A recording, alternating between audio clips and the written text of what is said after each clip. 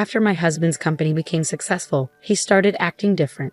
He didn't hide the fact that he was seeing another woman. When I confronted him about it, he just laughed at me. "You don't make any money, so you should be happy I'm supporting you," he said. "Maybe then I'll think about getting a job." I told him I would find a job myself, and he just laughed and said I could do whatever I wanted. So I got a job at his parents' company, and that's when I decided to get back at him. My name is Karen, and I'm 34 years old. My husband Michael is 36 and runs a printing company. We used to work at the same place. I did illustrations and he worked in sales. We fell in love and got married when I was 26. Later, he left his job and we talked about starting our own company together.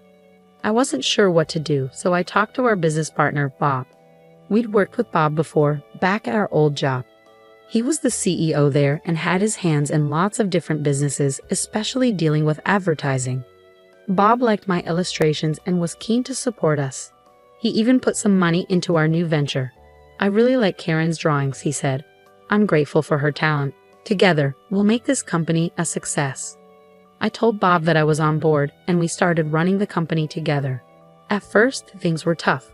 We lived in a small apartment, but once the company started doing well, we could afford to move into a fancy condo. That's when my husband asked me to stop working and focus on being a homemaker. "I'll find someone else to do the illustrations. I want you to support me," he said. I felt like I had to go along with it, but I knew I had to tell Bob about what was happening. He had invested in our company, so he deserved to know. "I'm really sorry, but I have to stop doing the illustrations," I told him. Bob seemed genuinely upset. "I'll miss seeing your drawings, Karen. If you ever want to start again, just let me know. I'll always be here to help." "Thank you so much," I said gratefully. So I started focusing on being a homemaker to help my husband out. But I couldn't give up drawing completely, so I started sharing my illustrations as a hobby on Instagram. People really liked them, and it became my little secret joy. Even though I stopped working, my husband's company kept growing. Our life got better too. He got a new car, and he started buying expensive suits from famous brands. I didn't really get why he needed all that, but I guess it's important to look good when you're the boss. No matter how busy he got, my husband always made time for dinner at home. It was something we promised each other. Even when things got hectic, he insisted on having that time just for us. We'd sit down, have dinner, and he'd tell me about the future plans for the company. I was happy just to be there for him and support his dreams. I thought it would always be like that. The company kept doing well, but I started noticing a change in my husband. He stopped talking to me about the company during dinner. "How's work going?" I'd ask. "Fine," he'd say, not really interested. I kept asking him about work, wanting to know more, but he snapped at me, saying I wouldn't understand because I'm always at home. It hurt to hear him talk to me like that. I tried to tell myself he was just tired and stressed. That night, he finished his meal quietly and went straight to bed. This went on for a while, and then he started eating dinner out. He'd make excuses about socializing or work events, but he used to always eat at home.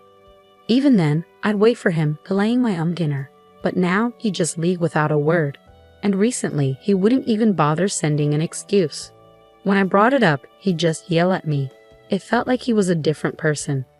I started to feel like nothing more than a servant to him, and it made me really upset. When we started the company, we went through tough times together. But now, I felt like I was beneath even his employees. I didn't do housework because I liked it. I did it because I wanted to help him achieve his dreams. But he didn't seem grateful for any of it anymore. While my husband was away, I found solace in my illustrations. It was the only thing that helped me relax. As I kept drawing, more people started following me, leaving kind comments. Even Bob's name popped up among them. He offered to work together again, and just the thought of it made me feel hopeful. Without that hope, I don't know if I could have kept going. As we stopped having dinner together, a gap started growing between my husband and me. Eventually, I started suspecting there was another woman in his life. I smelled a different perfume on his jacket, one he'd never use. When I asked him about it, he just brushed it off, smirking like being caught wouldn't matter. For the first time, my sadness turned into anger. I was tired of being mocked and left alone at home, unable to do anything but chores. I felt anxious about being left behind by society. My friends invited me, but they didn't understand. Even my parents laughed it off as a fancy worry. I had to face this problem alone. Then, one day, my husband came home drunk. I took care of him and put him to bed, but I noticed a lipstick mark on his shirt. There was no way he'd have that mark for no reason. It was like a message from the other woman, a declaration of war. Finally, I had proof of his cheating. The next day, I confronted him with the shirt. "Where were you last night? And what's this kiss mark?" I demanded, pointing at the mark on his shirt. My husband looked surprised by the kiss mark, but didn't seem bothered by my questions. "I was out with friends at a bar. It must have happened then, right?" His tone was dismissive. "You'd have to take off your jacket for that to happen. Didn't you notice?" I said I don't remember, he continued, suddenly standing up. His hand came down hard on my cheek in a sharp slap. Stumbling backward, I struggled to process what had just happened. All I felt was a burning pain on my cheek. "When will you get it? Who do you think is providing for us?" My husband's words pierced the air as he walked away, leaving me behind with tears streaming down my face. It felt like my husband didn't love me anymore. The harsh reality shattered me. After that, my husband's behavior became violent whenever he was unhappy. If he didn't like the meal I made, he'd throw the plate on the floor. "This tastes terrible. Don't you know what I like to eat?" he'd yell. "If you want to stay married to me, you better improve your cooking." Every time he erupted like this, I felt like I was walking on eggshells. "Wait, I'll make what you like," I'd beg, but he never listened. "I'll just eat out. Your food will affect my work," he'd say dismissively. I'd chase after him, desperate to fix things. "But you're never home or talk to me. How can I make something you like?" I'd asked, tears filling my eyes. Clearly irritated by my desperation, my husband clicked his tongue. "So do you want a divorce? I'm fine with it. I can manage without you, but you can't manage without me, can you?" he sneered. "You're worthless, not making any money. You're just living off me like a parasite," he spat out, his words cutting deep into my heart. That was the moment something inside me broke. The loving and caring husband I once knew seemed gone. "I'll find a job," I declared, my voice shaking with determination. "What? What are you talking about?" My husband laughed, his tone dripping with scorn. "Who would hire someone as useless as you?" I gritted my teeth, trying to contain my anger. I couldn't let myself lose control and end up facing more abuse. Since I couldn't fight back physically, I had to find another way to stand up for myself. "Fine, do whatever you want," my husband sneered. "But don't forget about your house chores with your measly income. I won't tolerate neglect." As soon as he left, I sprang into action. I hired a detective to gather evidence of my husband's affair. It didn't take long before I had plenty of photos showing him with other women, drinking, and going into hotels together. 1 week after gathering the evidence, I went to a fancy restaurant on the top floor of a hotel. I wore my best clothes, but I couldn't shake the feeling of being out of place among the wealthy clientele. Bob was already at the table when I arrived. "I'm sorry for being late," I said nervously. "Don't worry at all, Karen. I've been looking forward to our meeting," Bob said warmly, motioning for me to sit. "Waiting for you was no trouble at all." Bob had been a big help when my husband and I started our own business. Now, he was the president of my husband's parent company. "Thank you for supporting us when we went independent," I said gratefully. "I was surprised when you and your husband decided to go independent, but since we've worked together for so long, supporting you financially was a no-brainer," Bob replied. "It seems like your company is thriving, thanks to your efforts." Bob's expression turned serious as he spoke.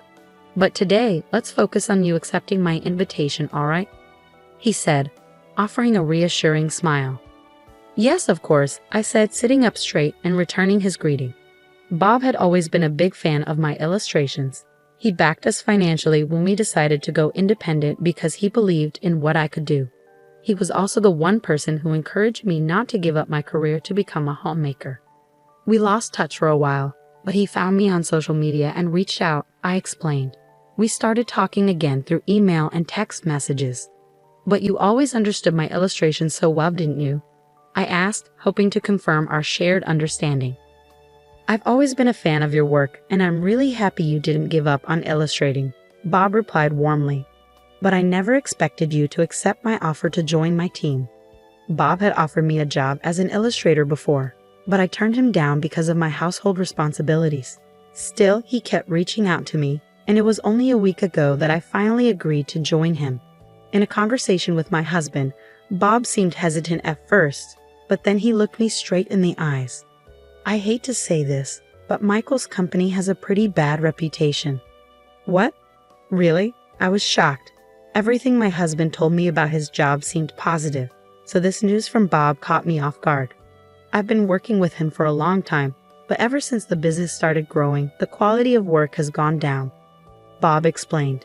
Deadlines are missed, mistakes happen, and he doesn't seem to take responsibility for it. Is this reputation widely known? Well, with his company growing so fast, it's bound to attract attention. But now, it's the wrong kind of attention. There are even rumors about him getting involved with a shady group, Bob said, his tone serious. I had no idea, I admitted, realizing how little I actually knew about my husband's business. Trying to change the subject, Bob said cheerfully, anyway, you'll be creating illustrations for us now. No need to outsource anymore. It's a big win for our company. I really appreciate you being flexible and understanding about my family situation, I said, feeling grateful. It's okay. We don't believe in overworking our employees anyway, Bob said with a reassuring smile. And so I started my job with Bob. My role was solely focused on creating illustrations, so I didn't need to go into the office. Bob allowed me to work from home, which meant I could balance my work with my household responsibilities. Drawing, something I truly loved, brought me so much joy. It had started as a hobby, but now, I was thrilled to be working on commissions. As I was working one day, I heard the door slam loudly. When I went to investigate, I found my husband standing there, his eyes filled with rage. You traitor, he suddenly spat out. I was caught off guard by my husband's sudden outburst. To think my own wife would steal my job. That's when it hit me. The reason for his anger became clear. Since I started working with Bob, I began getting contracts with other companies. Thanks to Bob's recommendations, I managed to secure deals smoothly, and most of these companies were partners with my husband's business. This was my way of getting back at him. It must have been frustrating for him to have jobs taken away by the very person he underestimated. You don't have any right to say anything to me. I've just been doing my job, and you gave me permission, I said calmly, meeting his rage with determination. My husband's anger burned in his eyes, but I didn't back down. Go ahead. Hit me if you want. I'll call the police, I declared firmly. The police? My husband's anger seemed to lessen a bit at the mention of law enforcement. My company is failing because of you. What are you trying to do? He shouted, desperation edging into his voice. It's not my fault, I replied calmly. I retrieved the divorce papers and handed them to him. We're not husband and wife anymore. Don't be absurd. You're divorcing me because my company is failing. You're just after my money, he accused, his words dripping with bitterness. I could have divorced you at any time, but I thought now was the right time. I have a lot of work now, and I'm making money, I retorted, showing him the evidence of his affair. My husband, hearing everything, fell to his knees and begged, please, please. The company is in trouble. I can't handle compensation or a divorce on top of everything. Please support me. Everyone else has abandoned me as soon as they found out the company was struggling. You're the only one who hasn't. I didn't listen to his desperate plea. I left the house with only my work tools and a change of clothes. The next time I returned was to pick up my belongings after the divorce was finalized. My husband's company was making mistakes left and right, and no one wanted to work with him. He spent his days begging to pay me compensation. Meanwhile, I started living on my own, making a living from my illustrations. I became quite wealthy, but I never forgot my integrity, using my ex-husband's actions as a lesson in what not to do.